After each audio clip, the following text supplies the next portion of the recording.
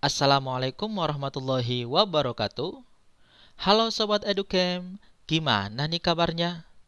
Semoga semuanya dalam keadaan yang sehat dan pastinya tetap semangat dalam mempersiapkan diri untuk menghadapi KSM tahun ini.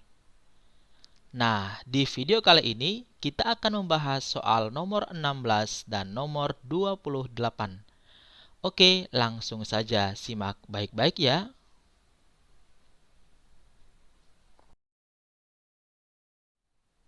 Soal nomor 16.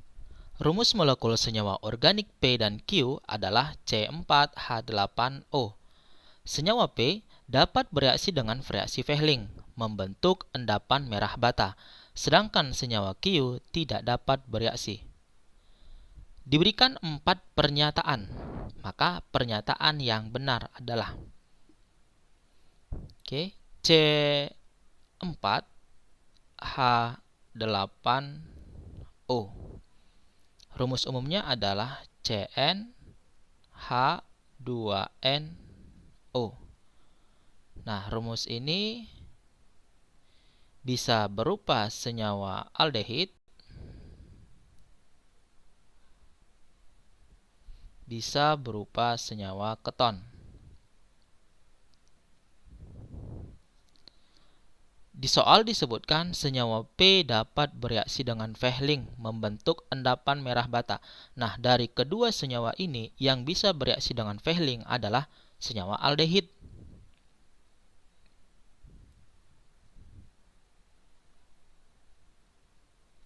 Aldehid ketika direaksikan dengan Fehling, dia akan menghasilkan endapan merah bata.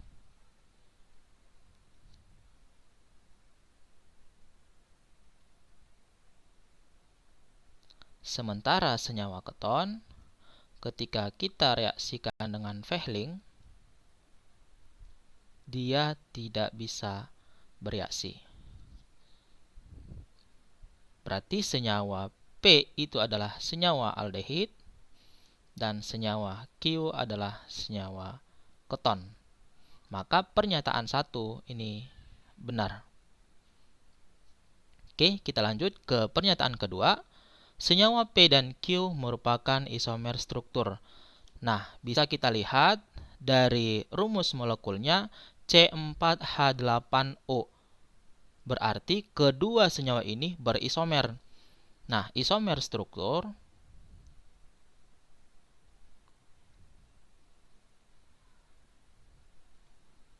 ini kita bagi 3.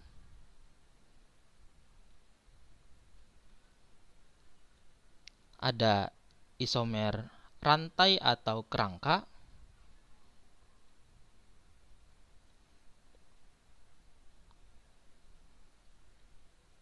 kemudian ada isomer posisi, dan yang ketiga ada isomer gugus fungsi.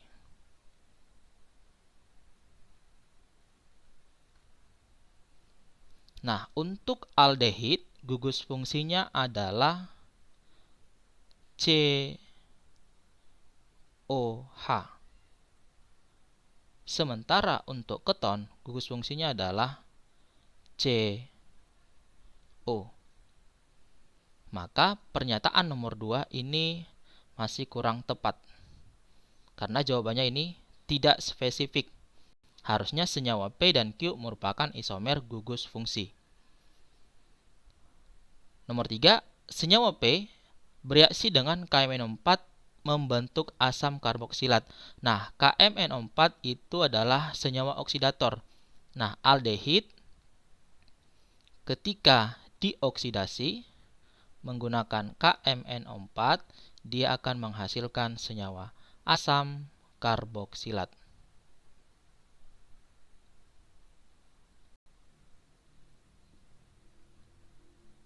Maka pernyataan 3 juga benar.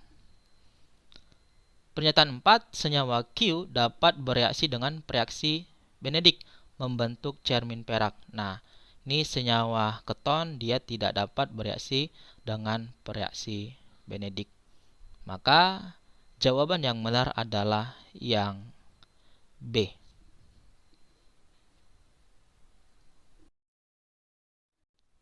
Oke, kita lanjut ke soal nomor 28. Senyawa A dengan rumus molekul C6H12O2 dapat dihidrolisis menghasilkan senyawa B dan C. Senyawa B dapat bereaksi dengan logam natrium maupun dengan PCl3 dan jika dioksidasi dengan kalium permanganat menghasilkan senyawa asetaldehid. Sedangkan senyawa C tidak dapat dioksidasi dengan KMnO4 tetapi dapat direduksi dengan katalis LiAlH4 menjadi butanol. Berdasarkan wacana tersebut, nama IUPAC dari senyawa A adalah C6H12O2. Rumus umumnya adalah CnH2nO2. Nah, senyawa ini bisa berupa senyawa asam karboksilat, bisa juga senyawa ester. Tapi karena di soal ini disebutkan senyawa A memiliki aroma buah nanas, berarti senyawa ini adalah golongan ester. Jika dihidrolisis, tambah H2O, menghasilkan B dan C. Ini bisa menghasilkan alkohol, bisa juga menghasilkan asam karboksilat.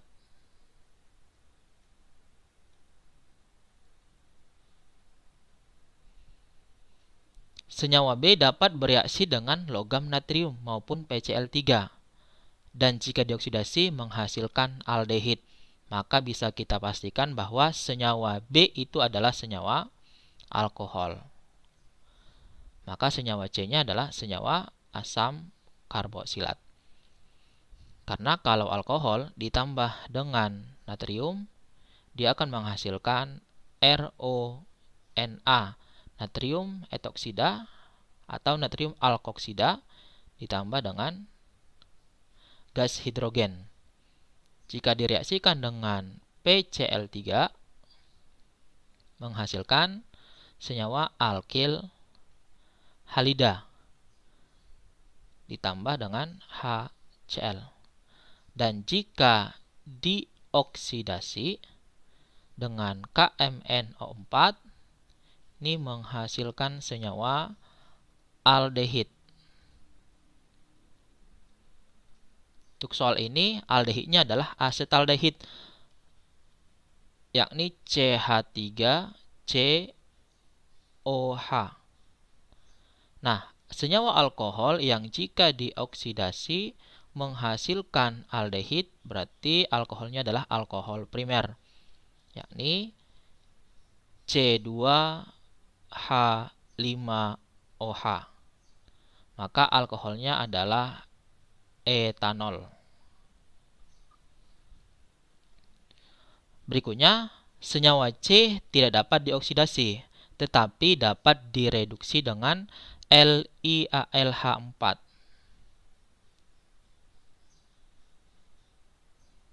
Menghasilkan senyawa butanol. Butanol jumlah C-nya 4. C4H9OH. Maka bisa kita pastikan bahwa asam karboksilatnya adalah asam butanoat, yakni C3H7COOH. Nah, jika senyawa asam karboksilat kita reaksikan dengan alkohol ataupun dengan etanol, dia akan menghasilkan senyawa ester, yakni C3H7COO C2H5 ditambah dengan air. Maka nama senyawa A di sini adalah etil butanoat.